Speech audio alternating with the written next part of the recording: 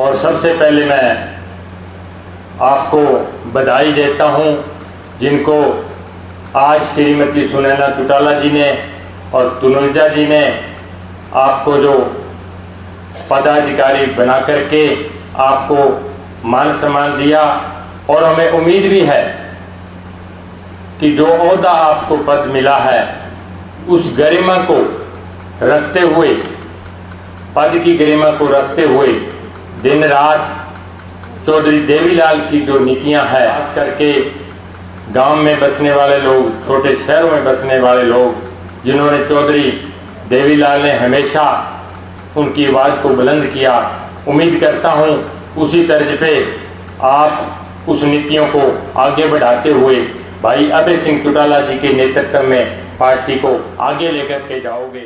प्रधान बंसीलाल हुए हैं, पार्टी की तरफ से उनका स्वागत है और उन्हें पूरा मान सम्मान दिया जाएगा।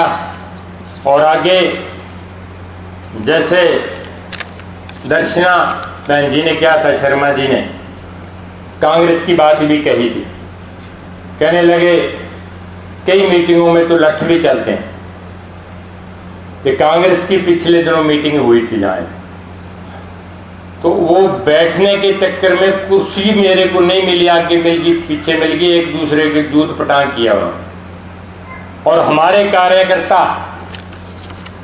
इतने अनुशासन में हैं कि चाहे हमारी पार्टी का हल्का अध्यक्ष है चाहे कोई है, वो बड़े को छोटे को जैसे आएगा मान सम्मान से उसको कुर्सी दे करके बिठाने का काम करेगा। तो आपको याद होगा कि प्रदेश अध्यक्ष था इनकी पार्टी का अशोक तंवर हरियाणा में, तो दिल्ली में एक इनका जलसा था पार्टी का प्रदेश अध्यक्ष की, रोहतक वालों ने उनके धक्के चढ़ गया। तो जो अनुशासनहीनता की वजह से ही जो तीसरी बार बीजेपी की सरकार प्रदेश के अंदर बनी है, तो ये इन कांग्रेसियों की देन है। ये हमारे को बी टीम कहते थे, लेकिन अगर राज्यसभा की बात करें चाहे किसी और की चुनाव करें तो भूपेंद्र हुड्डा की पोल खुली है उसमें। जब इसका बेटा दीपेंद्र हुड्डा राज्यसभा में चुना गया था तो बीजेपी ने अपना उम्मीदवार विड्रा कर लिया था और उसको सीधा राज्यसभा में भेजने का काम किया। तो बी टीम तो कांग्रेस है बीजेपी की।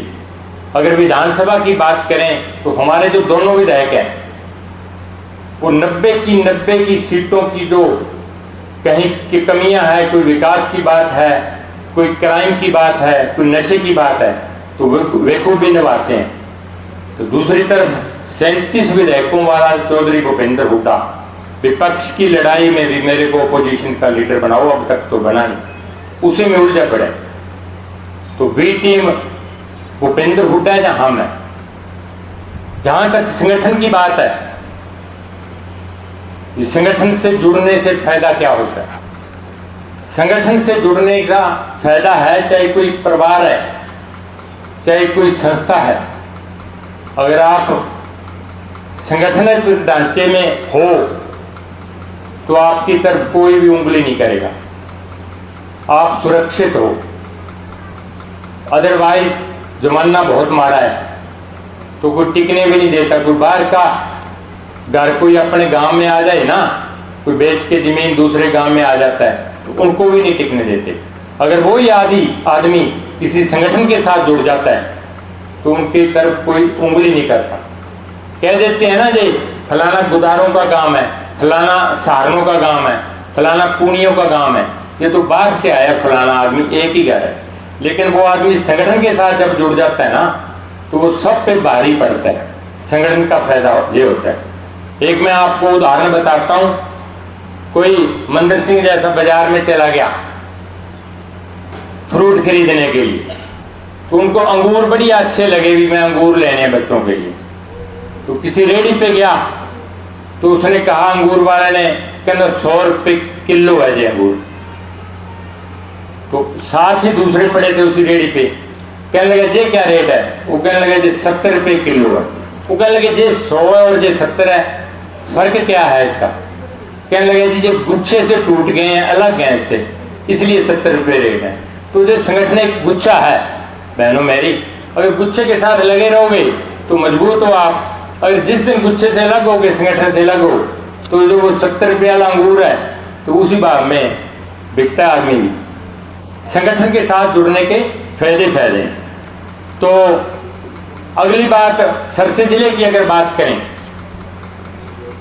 भाजपा के जो कार्यकर्ता हैं, अगर मौजूदा सरकार की भी बात करें तो वो भी रोकते फिरते हैं, क्योंकि आज जो नौकरियों की बात है, चौधरी ओम प्रकाश चौटाला ने तो अपने शासनकाल में हजारों की संख्या में हमारे जिले के बच्चों को नौकरी लगाया था। मेरे जैसे छोटे से कार्यकर्ता के हाथों में भी 250-300 लड़कों को हमने जॉब दिया है। अब अगर मिलते हैं कहीं, कोई थानेदार बन गया, कोई जेई बन गया, कोई एसडीओ बन गया, तो जब पैरों पे आके लगते हैं तो पूछते हैं कि कहाँ से है, किसका बेटा है, कहने लगे जी आपकी कलम से हम लगे हैं। तो इससे बड़ी खुशी होती है। तो जहाँ तक मौजूदा सरकार की बात है, ये मेरिट की बात तो करते हैं, लेकिन यूनिवर्सिटी की बात करें हमारे सिरसा की चाहे हिसार की, जहाँ कोई मेरिट नहीं है, इन्होंने जो पुराने आरएसएस के लोग थे उनको भर्ती करने का काम किया, चाहे नीचे क्लर्क से लेके वाइस चांसलर तक। ये तो एक दिखावा है भी हम मेरिट पे करते हैं। मैं इस दावे को फिर मंच के माध्यम से आपके बीच में कहना चाहता हूं, हमारा ही मेरिट है जो कार्यकर्ता है जो सामने बैठे हैं। जब भी चौधरी अभय सिंह चौटाला मुख्यमंत्री बनेंगे, जैसे चौधरी ओम प्रकाश चौटाला ने बच्चों को नौकरी दी है, उसी तर्ज पे हम हमारे कार्यकर्ताओं को नौकरी देने का काम करेंगे। ठीक है, हम ये जरूर देखेंगे भी वो क्वालिफाइड है और पढ़ा लिखा है, उसको जरूर देखना है, लेकिन जो झूठी मेरिट के दम पर जो तीसरी बार सरकार बनाने का काम किया है, इसकी पोल खोलने का काम हम करेंगे। तो जहाँ तक लोकल कामों की बात भी है, कई बार तो लोकल काम है। कल मैं कालांवाली में था, नगर पालिका का चुनाव है 29 जून को, तो उसमें से कार्यालय का उद्घाटन भी हुआ था कल। तो वहाँ बात चल पड़ी कांग्रेस की, भी कांग्रेस के 3 विधायक हैं, जहाँ से 2 हमारे हैं, भाजपा का तो कोई है ही नहीं जहाँ से चाहे सरकार तीसरी बार बनेगी। तो भाजपा के विधायक के कहने से भी, कांग्रेस के विधायक के कहने से भी कोई काम नहीं होता। तो आपका कोई कार्यकर्ता कोई टेलीफोन किसी अधिकारी को कर दे तो वो काम होते हैं। तो मैडम कांता जी भी बैठे थे वहाँ, हम किसी घर में चाय पीने लगे, तो उन्होंने भी कहा था, कहने लगे जी दफ्तर में कोई ऐसा है कार्यक्रम जहाँ कोई लड़का बैठा हो, फोन करे अधिकारियों को, दफ्तर में किसी कार्यकर्ता का कोई काम है। मैंने उनको कहा कि पहली बात तो ये है कि हमारी पार्टी का जो कार्यकर्ता है अपने आप में सक्षम है, वो काम करवा सकता है।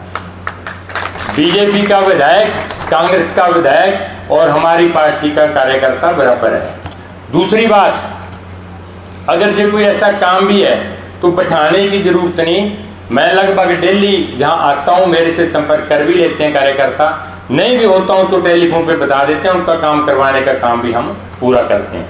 फिर भी अगर आपसे कोई बात निकलती है तो चौधरी अभय सिंह चौटाला जी हमारे पास हैं, उनको कह देते हैं हम। वो भी कार्यकर्ता का काम आज तक सर से जिले का तो कोई मेरे ख्याल से रुका नहीं है। इस बात की आप चिंता करने की कोई ज़रूरत नहीं है। मैं ज़्यादा ना बोलता हुआ, क्योंकि गर्मी भी ज़्यादा है, एक बार फिर आपको सभी को बधाई देता हूँ।